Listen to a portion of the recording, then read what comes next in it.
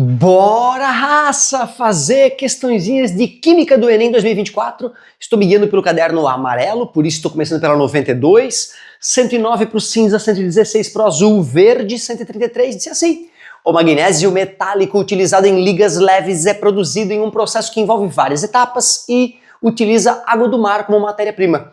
A primeira etapa desse processo consiste na reação entre o íon magnésio 2+, e o hidróxido de cálcio, CaOH2, obtendo uma mistura que contém hidróxido de magnésio pouco solúvel e íons cálcio 2+, de acordo com a equação química, e aí ele bota a equaçãozinha lá pra gente. Tu sabe que eu recomendo que tu escreva as equações, né, para lembrar do cacuete, de como que se escreve, né, inclusive o NOx ali, o número de oxidação, né, aquoso, né, observa, né, então esses cátions aqui estão dissolvidos, né, em água, assim como o nosso hidróxido de cálcio aquoso, e esses são os reagentes, né, e o produto é o magnésio, só que é esse hidróxido de magnésio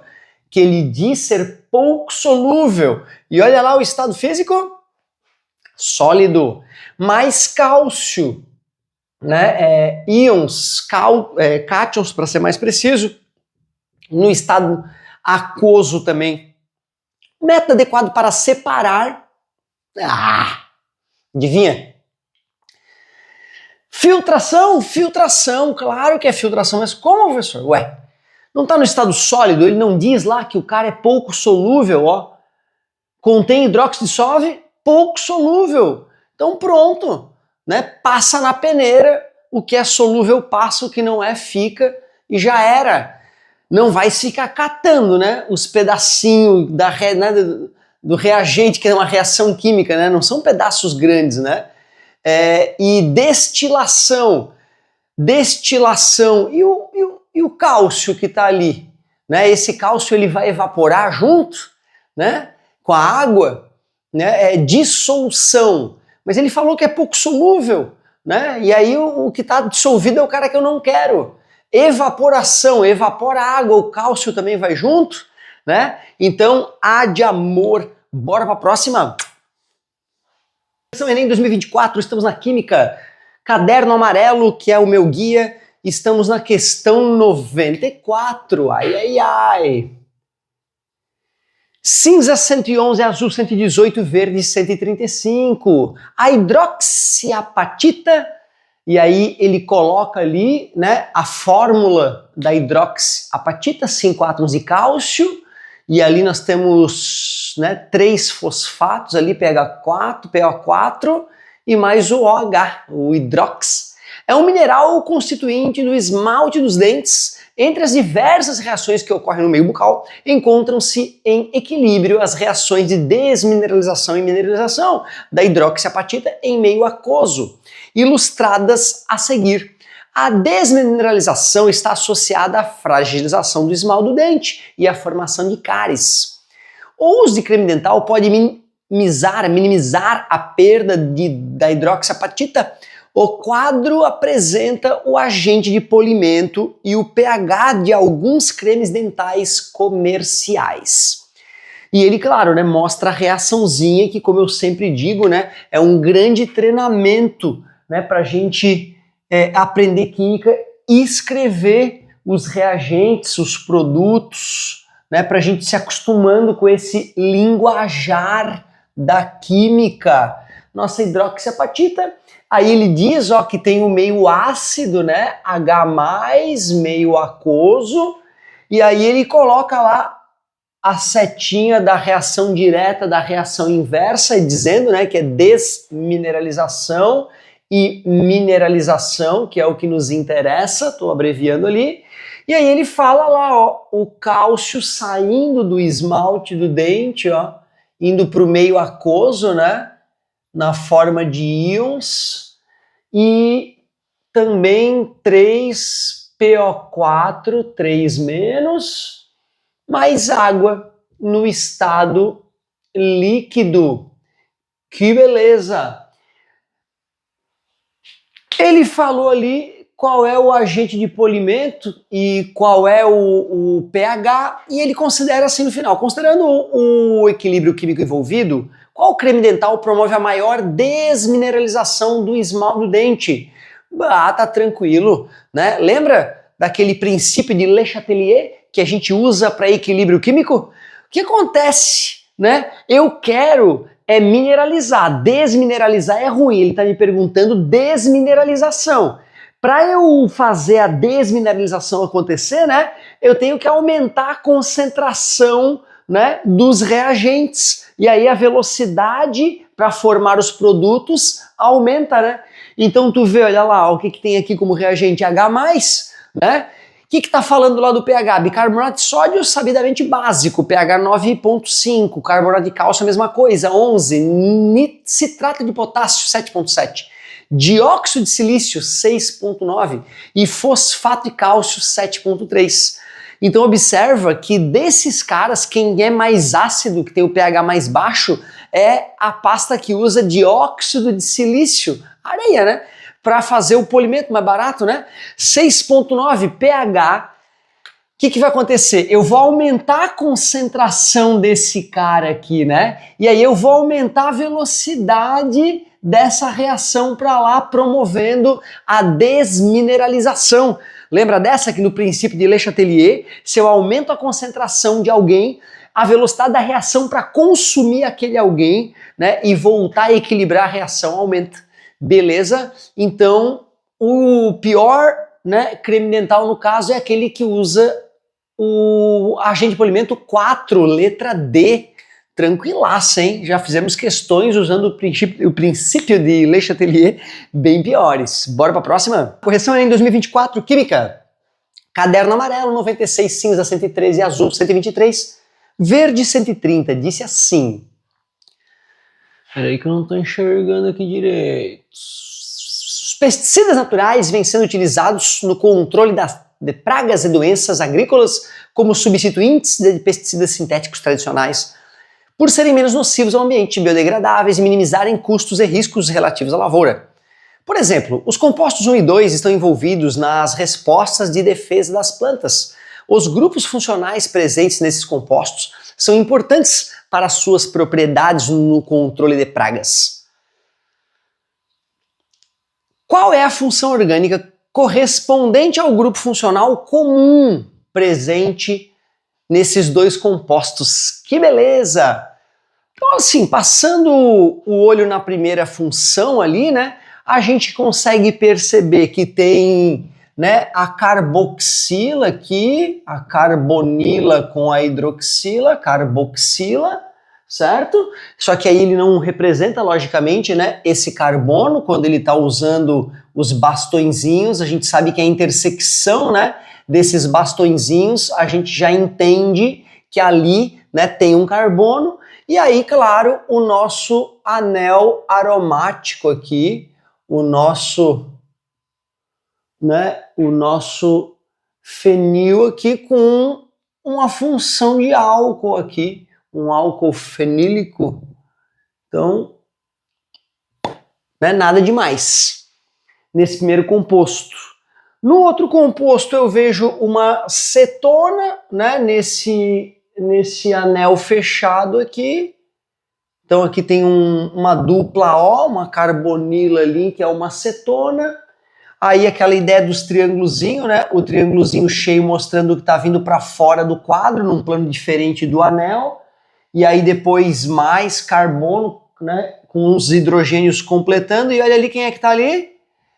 Por incrível que pareça, esse cara aqui está representando a mesma coisa que isso aqui, ó, né? Porque é um carbono dupla O com OHO, né, que é a carboxila, que é a função orgânica que define um ácido na química orgânica, né? Então o que está presente no composto 1 e no composto 2 ao mesmo tempo, só que representado de forma diferente, né? Um está com a letra, né, com as letras dos átomos que compõem aquela região, e a gente sabe que é dupla O porque o oxigênio tem que compartilhar 2 elétrons, né? Então a gente consegue a partir disso prever quais são as ligações, né? E química orgânica, uma das primeiras coisas que a gente aprende é fazer a representação, né, das estruturas moleculares ali com os bastõezinhos, né, representando os hidrocarbonetos. Então a gente sabe que na extremidade de cada união, né, dos segmentos ali tem um carbono e completa com hidrogênio até a gente atingir, né, a tetravalência ali do carbono. Beleza? Então é um ácido carboxílico. É um ácido carboxílico que está presente em ambos ao mesmo tempo, né? Mas eu já citei o que tinha demais nos outros, certo? Opa, e aqui, ó, quase que eu esqueci, ó. Aí tem aquele triângulozinho riscadinho, né? Mostrando que está indo para o fundo do quadro. Mais carbonos com seus hidrogênios, uma dupla ligação ali, né? Mostrando que aqui tem um EN, né? Tem um EN ali. E então não tem nenhuma outra função orgânica importante lá, né? Para a gente chamar atenção, eu diria. Então, olha, A de amor, ácido carboxílico. Então tinha cetona, mas a cetona estava presente só no composto 2, o alceno está aqui, né? O alceno está ali, o álcool está aqui, o OH, né? Um álcool especial, digamos, tem fenol aqui, né? Tem o fenol, mas não está presente lá no outro lado também. Isso aqui, observem que não é um anel aromático, né? Aqui tem 6 carbonos, ali tem 5 carbonos, são coisas diferentes. Beleza? Tranquilo, né? Em 2024, estamos na química, amarelo, questão 98, caderno cinza 113, azul 125, verde 126. As placas que indicam saída de emergência brilham no escuro, pois apresentam substâncias que fosforescem na cor amarelo esverdeada após exposição à luz ambiente, conforme a figura. Esse fenômeno ocorre pela presença de sulfeto de zinco, dopado com prata ou cobre na superfície da placa. Coisa mais linda. O aparecimento do brilho nessas condições ocorre como consequência de colisões interatômicas. Então, peraí, quando átomos colidem, cospe luz, é assim que a gente aprendeu? Os átomos cospem luz quando eles colidem?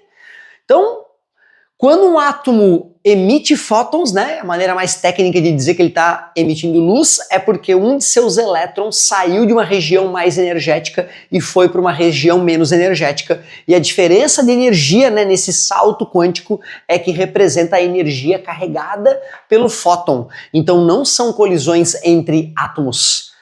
Coloração dos átomos, é porque os átomos têm aquela cor mesmo, né? Mas a cor que o átomo emite é esse processo. Então, dependendo de quantos saltos quânticos, né, o elétron excitado pode sofrer, né, indo para um orbital menos energético, seriam as diferentes frequências, cores, né, que aquele átomo pode emitir e absorver no final das contas quando o elétron sofreu um salto no sentido oposto, né? Transições eletrônicas, a gente sabe que é isso, é transição eletrônica. Então a luz ambiente, ela faz os elétrons sofrerem um salto quântico para orbitais mais externos, mais energéticos, e quando então, né, esses elétrons têm oportunidade, eles voltam para os seus estados menos energéticos, emitindo essas ondas eletromagnéticas, essas cores. Então, transições eletrônicas, letra C, reações nucleares. É bomba atômica, então, que está acontecendo ali? Será que é uma bomba atômica? Agora tu vê, ó, de fato, tá? Existem materiais radioativos, né, que brilham no escuro por outros processos, né? Mas, de maneira geral, não é o caso, né? Reações nucleares. E reflexão da luz. Não é no escuro que ele falou que brilha, né? Não é que nem o olho do gato que a luz bate e reflete bem, né? É no escuro, a luz é emitida pelo material mesmo. Beleza? Então, transições eletrônicas, letra C, estava bem acessível, hein? Correção Enem 2024, Química. Amarelo sendo o caderno, 101, cinza 99, azul 128, verde 123. Questão disse assim: placas solares comuns dependem de dias ensolarados para gerar energia, mas podemos gerar energia eletricidade com a ajuda de gotas de chuva, revestindo placas solares com uma fina camada de grafeno. Os íons dissociados a partir da água da chuva, né, A mais, M mais e B, N menos, tornam a combinação grafeno-água da chuva um par perfeito para a geração de energia. O processo requer apenas uma camada de grafeno para que grande quantidade de elétrons Z se movimente ao longo da superfície. Aí ele bota o desenhozinho ali, né, com os íons dissociados. Ué, se é água, né, galera?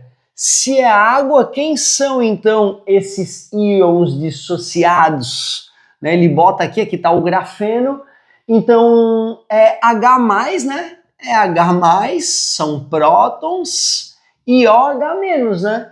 É o que eu me obrigo a pensar, certo? E elétrons. Elétrons estão então ali do grafeno querendo se encontrar com os prótons, né, dissociados ali da água.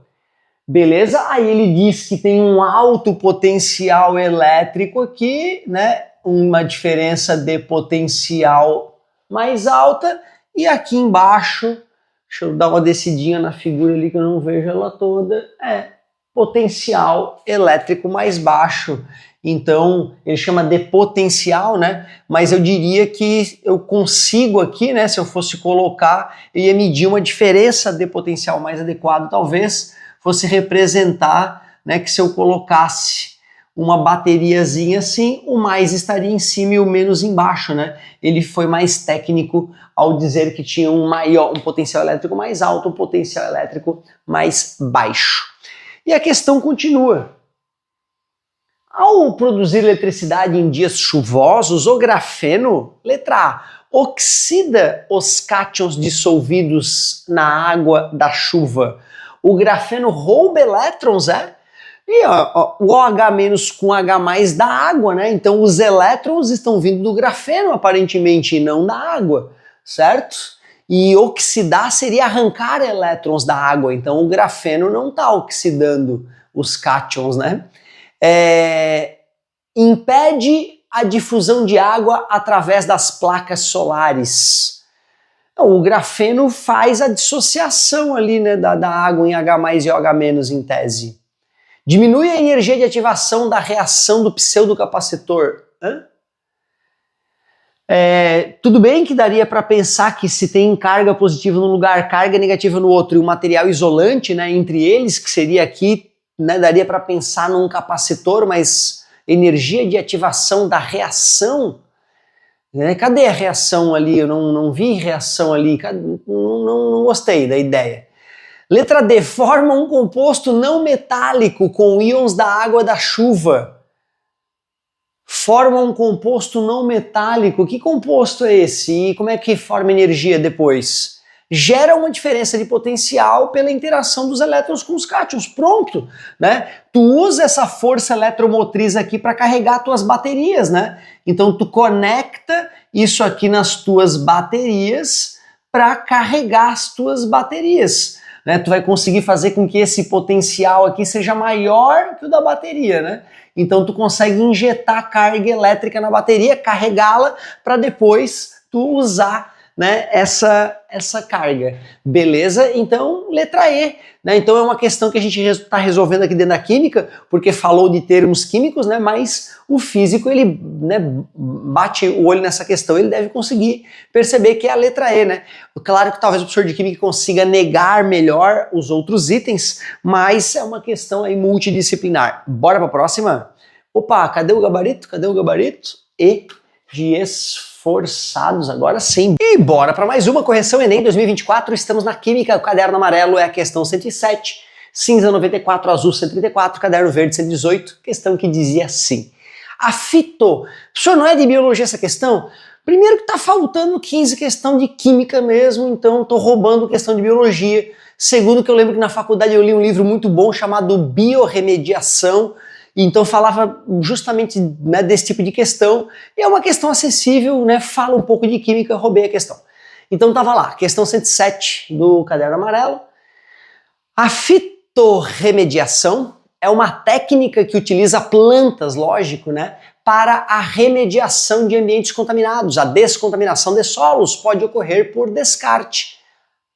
A descontaminação de solos pode ocorrer por descarte, absorção e metabolização, imobilização, extração ou volatilização do poluente, conforme representado na figura. Então, né, ele coloca lá que a fitovolatilização, né, depois da árvore processar, ela vai jogar a forma volátil da coisa pro ar.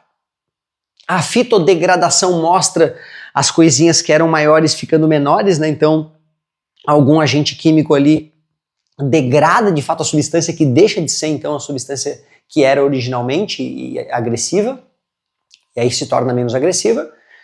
Fitoextração, tu vê, ó, aparentemente, né, foi para a folha, ficou na folha. A fitoextração não degradou, então depois tu teria que, né, pegar aquilo ali. Fitoextração também na raiz, né, quando a coisa fica na raiz, aí tu tem que extrair depois. Fitoestimulação e fitodegradação.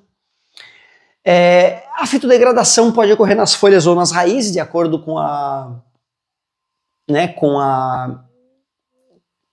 o infográfico, e tem a fitoestabilização, aparentemente aglutina, né, os elementos que antes estavam dispersos e deixa numa forma mais estável. E ele ainda explica ali, cara, olha que questão bonita que ensina a gente, né?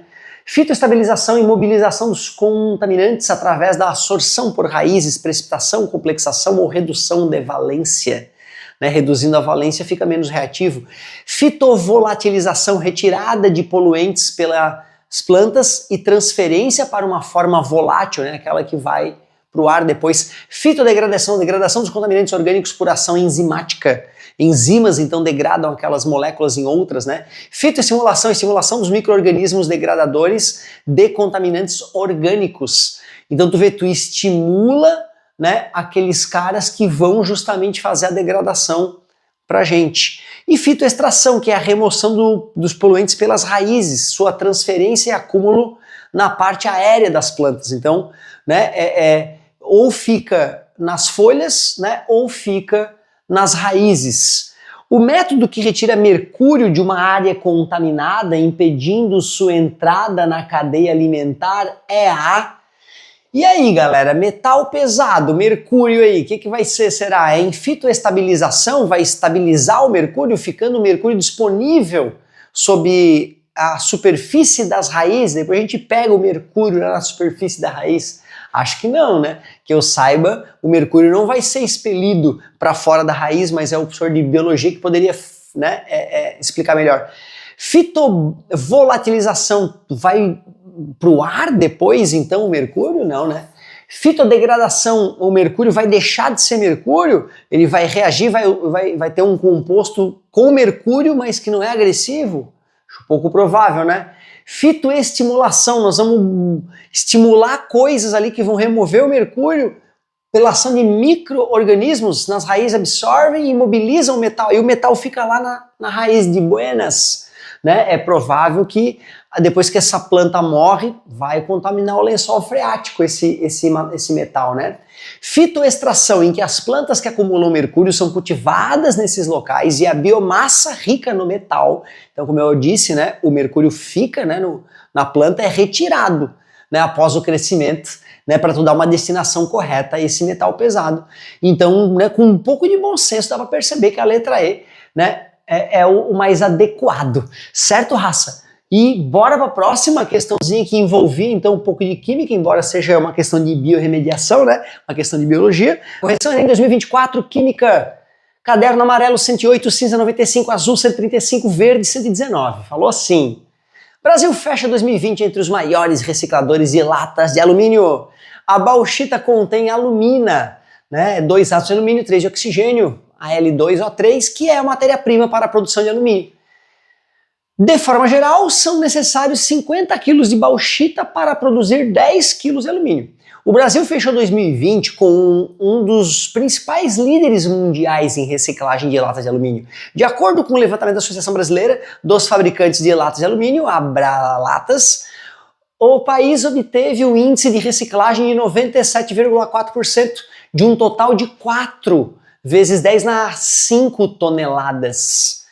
Levando em conta apenas a reciclagem de latas, qual é o valor mais próximo da massa de bauxita em tonelada que deixou de ser extraída da natureza em 2020 no Brasil? Então, peraí. Ó, reciclou 97,4%. Não fico nem com vontade de calcular quanto é que é 97,4% de 4 vezes 10 na 5. Né? Vai ser lá, vai dar 3,9 alguma coisa vezes 10 na 5. Certo? E se isso é de alumínio, quanto de bauxita? Certo? Quanto de bauxita? Ó, então praticamente, né, aproximadamente 4 vezes 10 na 5 toneladas de alumínio, né? Foram deixadas de se produzir a partir da natureza, né? Só a partir da reciclagem. E a gente viu que é 50 para 10, né? Então, se eu multiplicar essa quantidade de alumínio por 5, multiplica por 5, então aproximadamente 4 vezes 5, 20, vezes 10 na 5, aproximadamente 2 vezes 10 na 6 toneladas de bauxita deixaram de ser extraídas. Mas como tem aquele 97,4%, né? Multiplica por 0,974, então dá um pouco abaixo de 2 vezes 10 na 6, 1,9 vezes 10 na 6, né? Então, pelo amor de Deus, não há necessidade nenhuma. Observe que os outros números são bem distantes de a gente fazer essa conta. Correção Enem 2024, Química, caderno amarelo, questão 111, cinza 93, azul 133, verde 117. Disse assim: o biogás é uma alternativa energética muito importante, pois além de reduzir a dependência por combustíveis fósseis, sua obtenção pode ser realizada a partir de resíduos de produção agroindustrial. Considere que o biogás produzido em um empreendimento de suinocultura contém 70% em volume de metano, massa molar 16 gramas por mol, volume molar 22 litros por mol. Ele será utilizado para a geração de energia em substituição ao etanol, massa molar 46 gramas por mol, em um gerador no qual 1 metro cúbico de biogás de origem suína substitui 0,59 litros de etanol anidro, densidade 0,78 gramas por mililitro. Nessas condições, a massa de metano necessária para substituir 10 mols de etanol na produção de energia é mais próxima de... Que beleza! Então tu vê, eu vou ter que saber 10 mols de etanol quanto é em litros, porque eu sei a relação em litros de etanol para metros cúbicos de biogás, né? E a gente sabe o que é número de mols, né? É tu pegar a massa da substância e dividir pela sua molécula grama, que eu gosto de escrever como mol, embora tenha seus perigos, né? Ele me disse que são 10 mols, eu quero saber a massa, e ele também me deu a molécula grama, ó, 46 gramas por mol. Multiplica e dá 460. Observa que mol multiplicado por mol, cancela o mol e dá grama. Então eu já sei que são 460 gramas de etanol. Só que eu quero saber o volume. E aí eu uso o conceito de densidade, que é massa sobre volume. Para calcular o volume, eu pego a massa e divido pela densidade. Multiplica ambos os lados por V, divide ambos os lados por D, e assim, então, para calcular o volume, eu pego a massa, 460 gramas, e divido pela densidade, 0,78 gramas por mililitro. Cancela grama com grama, o mililitro vai para cima. Eventualmente, né, eu não divido, eu deixo assim para fazer a divisão depois, mas sei lá, me dá a sensação de que essa divisão aí é bonita, ó, 460... botar mais 2 zerinhos, dividido por 78, não dá. 6 estoura, vai 5, 40, 35 mais 4, 39. Não é tão bonito. Olha só, vezes 9, 72, baixei o zero, né, gente? 63, olha lá, né? Não daria, era para ser 8, né? 8 e aí depois vem o 9. Mas pelo amor de Deus, né? Eu vou ignorar isso e vou dizer que deu boa, ó. Certo? Então aqui, ó, aproximadamente 590 gramas, uma ótima aproximação, né? Que era para ser 8, 9, certeza, né? 8, 9 aqui, então acho que não é um absurdo a gente fazer isso, até porque, né, ele não é gramas, pelo amor de Deus, é mililitros. Eu cancelei grama por grama, grama com grama, ó. Esse número é muito convidativo. Agora senti um alinhamento astrológico, né, raça? Toin, toin, toin. Isso é 0,59 litros. Então eu sei que para substituir isso, né, de metanol, eu vou precisar de qual volume? Aproximadamente 1 metro cúbico de biogás, que é a informação que ele me deu, né? Então eu nem precisei fazer essa regra de 3. Agora eu só preciso saber que massa de metano tem dentro, né, desse... Não é metanol, né? É etanol. Que massa de metano eu tenho dentro desse biogás? Desses 1 metro cúbico. 1 metro cúbico, vocês devem saber, né? É 1000 litros. 1000 litros. E desses 1000 litros, 70% é metano. Vezes 0,7, 700 litros de metano. Só que para saber a massa, a minha relação é 16 gramas por mol, né? CH4, carbono 12, mais os 4 hidrogênio, 16 gramas por mol. Então, se 22 litros, né, é o que 1 mol ocupa, 700 litros, o número de mols é N, né? Então, 22N igual a 700, N igual a 700 dividido por 22, N igual a 350 onzeavos. Esse é o número de mols, né?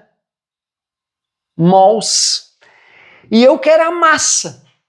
Finalmente, a gente já tinha feito esse raciocínio aqui, né? Tu multiplica o número de mols pela massa molar, certo? E aí eu obtenho a massa. Então agora é só finalizar. E ele me deu lá, não precisava, mas ele me deu. Então 350 sobre 11 mols vezes 16 gramas por mol. E aí cancela mol com mol. Vai dar então em grama a resposta. Ó. Eu não gosto de multiplicar por 16, né? Eu faço 2 na quarta. Então o dobro de 350 é 1.700. O dobro é 1.400. O dobro é 2.800. E o dobro é 5.600. Então 5.600 dividido para 11, certo? É a nossa resposta. Olha que beleza, dá 55, sobra 1, né? Baixo 0 não dá, 0, baixo 0, dá 9, né? 99, para, né? 510 aproximadamente. 510 gramas, 300, 400, 510 gramas, letra C. Que beleza, então questão mais trabalhosinha. Olha só, tivemos que usar a noção de número de mols 2 vezes, né? Aqui a gente usou de novo, tivemos que usar a ideia de densidade, tivemos que usar a ideia de volume molar, né? Então, bastante continhas aí pra gente fazer a relação. Mas essa relaçãozinha, que só que foi direta, né? Deu o número exato ali nessa parte, ele foi querido com a gente, podia ter ficado mais trabalhoso ainda. Bora pra próxima? Ficamos então com letra C, tá marcado o gabarito, beijou. Correção Enem 2024, Química, caderno amarelo 112, cinza 132, azul 94, verde 111. Falava assim... A nimesulida é um fármaco pouco solúvel em água, utilizado como anti-inflamatório, analgésico e antitérmico. Essa substância pode ser convertida em uma espécie eletricamente carregada de maior solubilidade em água mediante o tratamento com uma base de Bronsted-Lowry. Isto é, uma espécie química capaz de capturar um próton H+. Se carrega um próton embora, sobra OH-, é uma base. Na figura são apresentados os agrupamentos presentes na estrutura química da nimesulida. Então tem a metilazinha, tem a sulfonamida clássica, tem o éter, tem a fenila, fenil se preferirem, e tem o grupo nitro ali também, famoso. Na estrutura desse fármaco, o agrupamento capaz de reagir com a base de Bronsted-Lowry é o grupo... Ô galerinha, quem é que tem próton ali dando sopa para poder, né, ser capturado? O grupo nitro, né? Os oxigênios têm seus 8 prótons lá protegidos pelos elétrons, né? Mesmo aquele oxigênio ali que está neutro, ele tem uma carrada de elétrons protegendo os seus 8 prótons no núcleo, né? Aquele outro oxigênio O-, ele ganhou um elétron a mais ao seu entorno, protegendo ainda mais seu núcleo. Certo? O nitrogênio tem seus prótons lá no núcleo. O grupo éter é um oxigênio ali que tem seus prótons protegidos pelos seus elétrons. No grupo fenila, carbonos com seus 6 prótons todos protegidos, né, pelas nuvens eletrônicas ali em ressonância. Então sobrou prótons para ser atacado lá no grupo metila, né? Afinal, CH3 é hidrogênio, hidrogênio, hidrogênio. Então esses hidrogênios aqui têm prótons, né? São prótons basicamente, porque o elétron está compartilhado, o carbono é mais eletronegativo que o hidrogênio, a nuvem eletrônica fica deslocada por carbono, né? Porém, quando a gente olha para o grupo sulfonamida, sulfur, né? O enxofre aqui, e aí depois o nitrogênio, né? Sulfonamida. Esse cara aqui, ele tá perfeito para ser atacado, né? Porque o nitrogênio é o terceiro cara mais eletronegativo, flúor, oxigênio, nitrogênio, cloro. Então a nuvem eletrônica está ainda mais deslocada para o nitrogênio, deixando esse próton dando sopa para uma base de Bronsted-Lowry capturar, né? Então esse é o cara que vai ser capturado, né? E é o cara que está no grupo que ele mostrou pra gente lá, que é a sulfonamida, letra A de amor. Coisa linda! Correção Enem 2024, Química. Amarelo, caderno 115, cinza 135, azul 96, verde 114. Disse assim: o soro caseiro serve para combater a desidratação por meio da reposição de água e sais minerais perdidos, por exemplo, por diarreia. Uma receita simples para a sua preparação consiste em utilizar 2 colheres grandes de sopa de açúcar, 2 colheres pequenas de café de sal de cozinha, dissolvidos em 2 litros de água fervida, obtendo-se uma solução com concentração de íons de sódio de 1,4 mg por mililitro. Considere as massas molares NaCl 58,5 gramas por mol e o sódio 23 gramas por mol. Qual é o valor mais próximo da massa em gramas de cloreto de sódio presente em uma única colher pequena? Que beleza! Então tu vê, ó, se 2 colheres pequenas geraram 1,4 miligramas, né, por mililitro, beleza? Então, se 2 litros de água são 2 mililitros, né, observa que ele está tratando uma concentração comum, né, que é massa sobre volume. Ele me deu a concentração de 1,4 miligramas por mililitro e o volume total são 2.000 mililitros. Multiplica ambos os lados, corta mililitro com mililitro, né? Então vai dar 2,8 gramas. Esse 1.000 aqui eu vou cortar com aquele mili, que é 10 na menos 3, né? 2,8 gramas. Isso são 2 colheres, então uma colher é igual a 1,4 gramas, só que ele está falando só de íons de sódio, né? ele está falando de Na2+. E ele quer saber quanto que tem de cloreto de sódio, certo? Ele quer saber quanto que tem de cloreto de sódio. Então, para cada um Na tem um Cl, né? Para cada mol de sódio tem um mol de NaCl. Então, eu só preciso ver, né, dentro desse 1,4 gramas, né, de sódio, quantas gramas de cloreto de sódio eu tenho, certo? Então tu vê 23 gramas de sódio se relacionam com 58,5 de cloreto. Esse é o sódio, esse é o NaCl, mostrando, né, que o cloro ali, né, tem as 35,5 gramas por mol faltando. E já que eu tenho, né, 1,4 gramas, eu vou obter X aqui, ó. Então, só a gente fazer a continha, 23x igual 58,5 vezes 1,4, x é igual 58,5 vezes 1,4 dividido por 23. X igual, vou fazer aqui no cantinho, 585 vezes 14, 20 vai 2, 32, 34, 20 mais 3, 23, 585, 0, 9, 11 vai 1, 7, 8. Então ficamos com 81,9 dividido por 23. 819 dividido por 230, igual às casas, elimina a vírgula. 4 estoura, dá 3. Vírgula abaixo 0. 6 estoura, dá 5. 3,6. Vai arredondar para cima aí, ó. Sobrou 140, abaixo 0. Dá mais que 5, né? Dá 6. Então ele arredondou para cima. Então, X igual a 3,6 aproximadamente gramas, que está na letra D.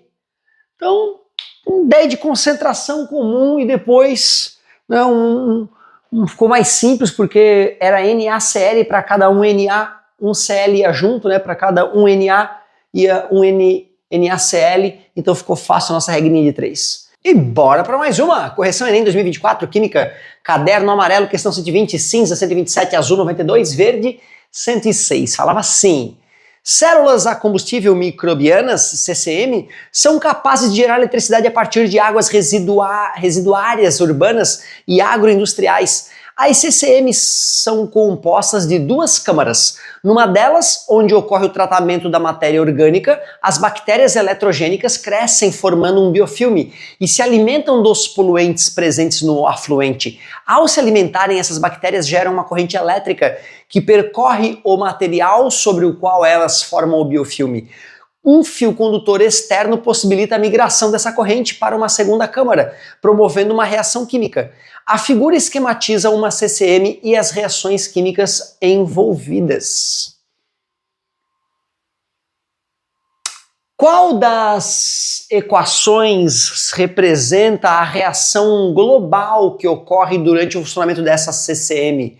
Observem que ele deu para a gente as outras reações, né? Então, CH3COO, né, que perdeu o H+, o nosso ácido carboxílico.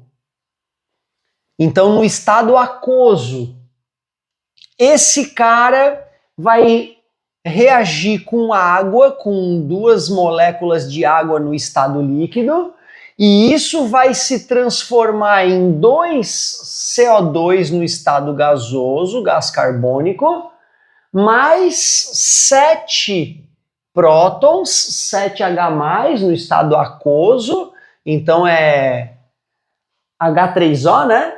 Mais 8 elétrons. Essa é uma das reações, mais 8 elétrons. A segunda reação são 4 hidrogênios com oxigênio com 4 elétrons. Vocês sabem que quando eu vou somar reações químicas, né, eventualmente eu posso multiplicar uma delas por um número inteiro para que, né, eu consiga uma soma mais adequada. E é isso que eu vou fazer, ó. Só de enxergar que aqui tem 8 elétrons e sabendo que na próxima reação eu tenho no lugar dos reagentes e não dos produtos 4 elétrons, eu vou multiplicar todos os elementos dessa segunda reação por 2 ao copiar. Então vai ficar, em vez de 4H+, 8H+, aquoso, mais, estou multiplicando por 2 oxigênios no estado gasoso, mais 8 elétrons, e isso se converte em 2 moléculas de água no estado líquido. E o que eu vou fazer é o clássico, galera. Eu vou somar essas reações químicas, né? Quase como se fossem equações matemáticas mesmo. Então tu vê, ó, esses 8 elétrons do lado vão cancelar com esses 8 elétrons, certo? Essas 2 moléculas d'água aqui vão cancelar. Ui, quase, cara. Eu tava achando estranho aqui, porque eu multipliquei por 2, multipliquei por 2, multipliquei por 2 e aqui eu esqueci de multiplicar por 2, ó. Então essas 2 moléculas d'água cancelando com essas 4 aqui, ainda sobra 2, né? Moléculas de água aqui no estado líquido, certo? E assim eu continuo, ó. Eu tenho aqui na direita ainda, ó, o CO2, aqui vai sobrar só um, né? H+. Então aqui à direita da setinha, esse cara cancelou, esse cara cancelou, esse cara cancelou, só sobrou 2 CO2 no estado gasoso. E à esquerda, quem que sobrou? Sobrou o nosso ácido aqui já ionizado, né? Sobrou um hidrogênio, um H+, e esses 2 oxigênios aqui, ó, no estado gasoso. Então o único trabalho que eu tive para matar essa questão foi perceber que para cancelar aqueles 8 elétrons da primeira reação que ele me forneceu, eu multipliquei por 2, já que haviam 4 elétrons como reagente da segunda reação. Beleza? Agora a gente só tem que achar qual item que tem isso aí, ó. No primeiro item tá faltando um H+ aqui, ó. Letra C, ó. Letra C tem o nosso H+, tem os nossos 2 oxigênios, 2 CO2, mais 2 aguinhas, tá lá. Letra C. Então, observem, né, que se a gente vem treinando, né, ao longo do ano, essa questão que poderia botar medo em alguém aí que tá mal ainda em química, isso vai acabar passando, né? Se tu olhar o nosso curso, a quantidade de questões muito além dessas, onde nós fizemos somas muito mais complexas, né? Usamos a lei de Hess, que eu ainda não vi aparecer, para fazer cálculos muito piores do que esse. Isso aí tu vai tirar de letra, eu tenho certeza. Bora fazer! Correção Enem 2024, Química Caderno Amarelo 121, cinza 128, azul 123, verde 107, falou assim. No senso comum, considera-se ainda hoje que compostos orgânicos são substâncias presentes nos seres vivos. Na química, a expressão compostos orgânicos tem um uso histórico de mais de 200 anos, adquirindo diferentes conotações ao longo do desenvolvimento dessa ciência. Atualmente, atribuiu-se a essa expressão outro significado.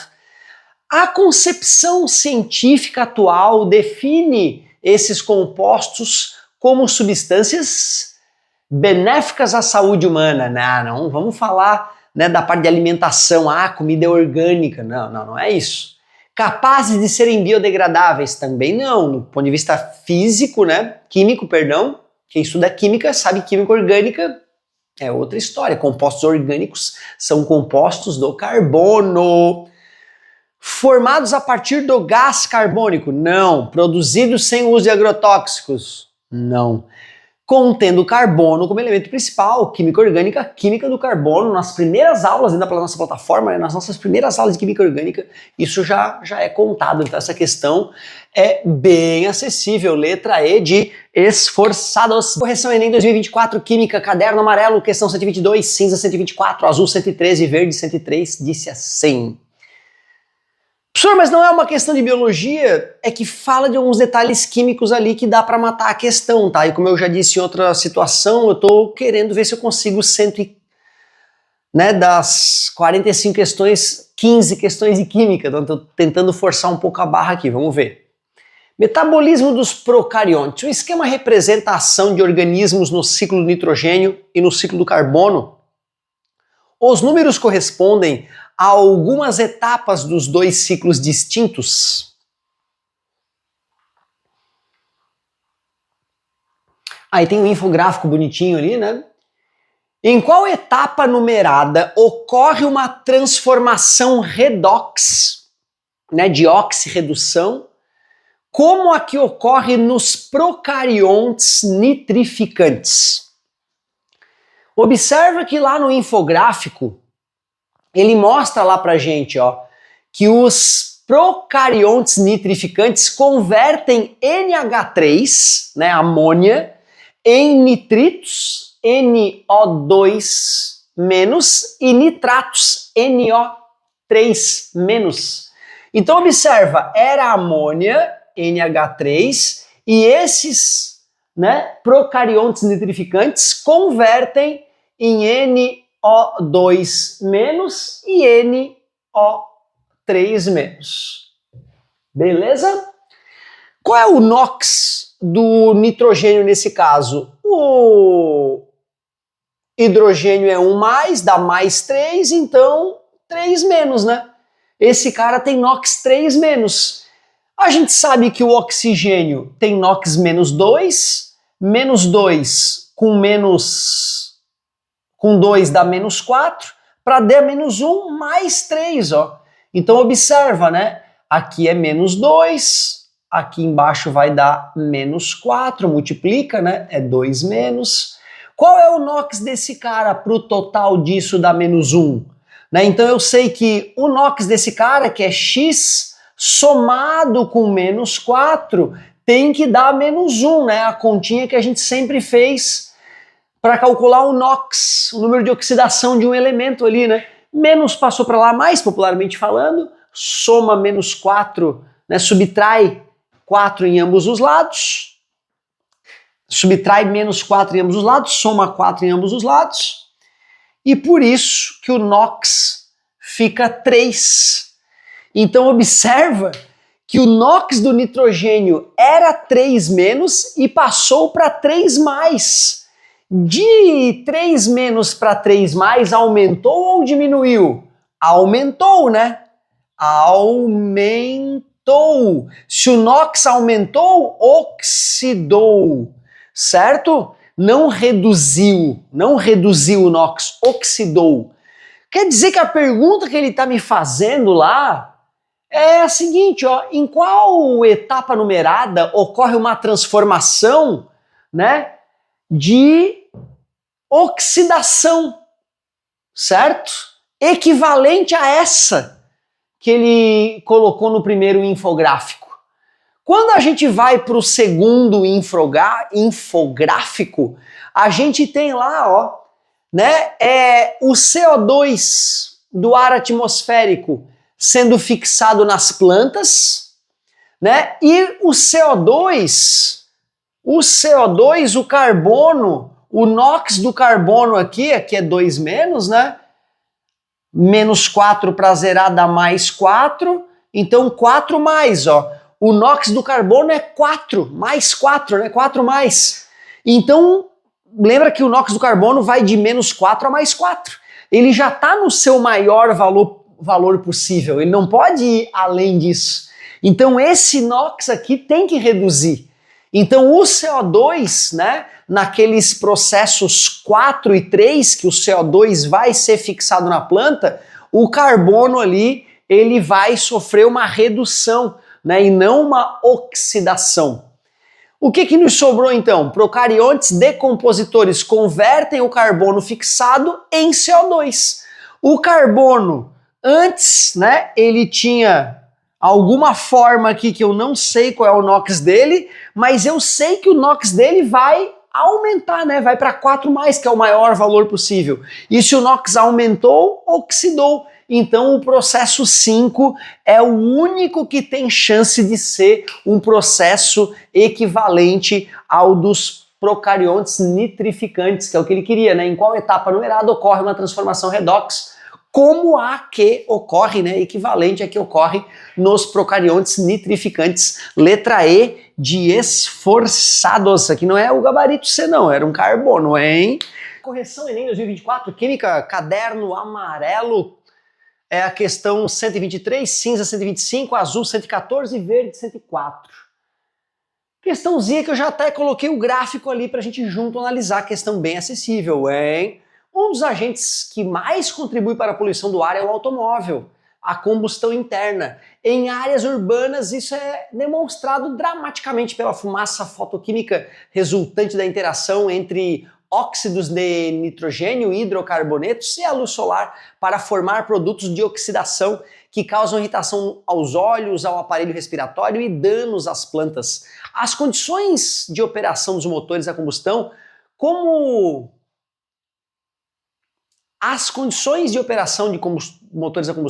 a razão da mistura ar-combustível no cilindro, influenciam na composição dos gases lançados pelo escapamento da atmosfera. O gráfico ilustra a variação nas composições dos principais gases: dióxido de carbono, CO2, hidrocarbonetos, HC, monóxido de carbono, CO, monóxido de nitrogênio, NO, e oxigênio molecular, O2, emitidos por um motor a gasolina em diferentes razões ar combustível em massa. Então ele bota o gráficozinho das concentrações, né, dependendo da razão ar combustível. Na condição razão ar combustível igual a 18, né, observa que é um pouco menos que 15, né, um pouco mais que 14 essa linha. E o 18, né, tá quase lá no final do nosso gráfico, né? O 18 tá tipo aqui assim, né? Nós temos que fazer a análise nessa região do 18. Ele quer que a gente diga, né, naquela condição, quem que tem concentração alta e quem tem concentração baixa. Haverá uma emissão. Então, poxa, gente, tu vê, ó, tem, né, com as cores bonitinho ali cada um dos sujeitos que está sendo analisados, né, que estão sendo analisados. Então, nessa região, quem é que é baixo, né? O verdinho que estava mais alto antes ficou baixo. O vermelhinho que estava mais alto antes ficou baixo. O oxigênio deu uma crescida, né? Então tu vê, ó, a concentração era baixa aqui de O2 e aqui nessa região já ficou um pouco mais elevada, né? O CO2 era mais alto naquela região, né, de 14 e pouco, e aqui na região de 18 deu uma baixada. Então é baixa de O2. Ó, a 2 era baixa aqui, ó, aumentou a concentração de O2 em relação ao que era, e alta de NO. De fato, NO é alta, né, embora fosse um pouco mais alta antes. Baixa de NO. Era baixa de NO aqui, seria baixa de NO lá, mas no 18 não é baixa, daria para dizer que é mediana. Baixa de CO, sem dúvida, o verdinho é o CO, ó, bem baixa de CO, né? E alta de CO2, olha lá o CO2, né? Não é a mais alta de todas, mas continua alta, porque, né, é o que se espera que saia, né, de uma combustão, né? Então não tem como não ser alta. CO2. Baixa de HC, né? É um pouco mais baixa do que era, de fato, né? Baixa de HC e alta de CO, mas CO não é alta, então tá fora. Baixa de CO2, não dá para dizer que é baixa, né? Então é baixa de CO e alta de CO2, letra C. Então uma questão de análise de gráfico aí, bem acessível. Beijou! E bora para a última! Fiz um esforcinho aqui para conseguir 15 questões de química dentro da prova do Enem, né? Mas olhando com mais carinho já tava querendo abraçar mais umas, né? Porque roubei uma da física aqui dentro da química, né?